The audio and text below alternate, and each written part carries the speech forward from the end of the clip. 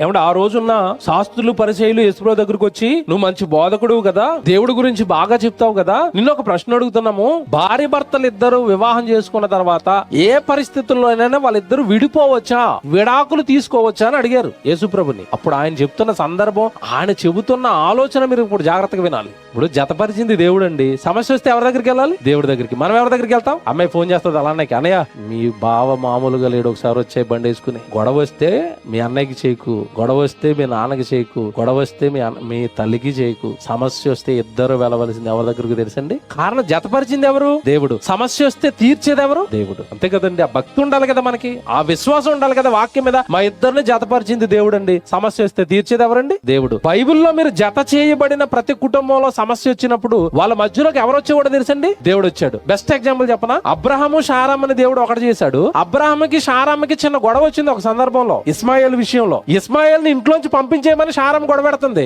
ఇస్మాయిల్ కూడా కన్న కొడుకు ఎలా పంపాలని అబ్రహాం ఏడుస్తున్నాడు, బాధపడుతున్నాడు. వాళ్ళిద్దరి మధ్యలో పెద్ద ఫైటింగ్ అయిపోతుంది, ఎటు తేల్చుకోలేని పరిస్థితి. అబ్రహాం బాగా కుంగిపోతున్నాడు. ఏమంటే కుటుంబంలో సమస్యలు వస్తే దేవుడు తీరుస్తాడు, కుటుంబంలో సమస్య వస్తే దేవుడు వస్తాడు అనడానికి ఇదే బెస్ట్ ఎగ్జాంపుల్. వాళ్ళిద్దరి మధ్యలో గొడవ రాగానే అంటే దేవుడు వస్తాడండి. దేవుడు వచ్చి అబ్రహాంతో మాట్లాడుతున్నాడు, నాయన ఈ విషయంలో షారమ్మే కరెక్ట్, ఈ విషయంలో ఆవిడ చెప్పిందే రైట్, నువ్వు ఇప్పుడు మట్టుకు నీ భార్య మాటను వినాలి, ఆవిడ చెప్పింది విని అర్జెంట్ గా ఇస్మాయిల్ గారిని బయటకు తోలే అన్నాడు. అప్పుడు అబ్రహాం గారికి కాస్త ధైర్యం వచ్చింది. ఏంటో తెలుసా? నువ్వు పంపించానా వాడిని, ఇస్మాయిల్ నేను చూసుకుంటాను కదా, నీ కొడుకని పంపడానికి నువ్వు భయపడతాను కదా, వాడిని నేను చూసుకుంటాను, నువ్వు పంపు బయటికి, మీ ఇద్దరు గొడవలు ఆడుకోకండి, మీ ఇద్దరు కలిసిపోండి. ఎంత బాగున్నాడండి దేవుడు. అబ్రహాముకు షారాముకు వచ్చిన గొడవను తీర్చాడు దేవుడు. కారణం అబ్రహాము మనసు అంతా ఎవరి మీద ఉంటుంది చెప్పండి? దేవుడి మీద. నీ మనసు నా మనసు దేవుడి మీద ఉంటే మన కుటుంబాన్ని జత చేయడండి దేవుడు. మీరు ఆలోచించుకోండి. అందుకంటే యేసుప్రభు, దేవుడు జతపరిచిన వారిని మనుషులు ఏం చేయకూడదు? వేరు చేయకండి. వాళ్ళిద్దరిని జతపరిచింది దేవుడు.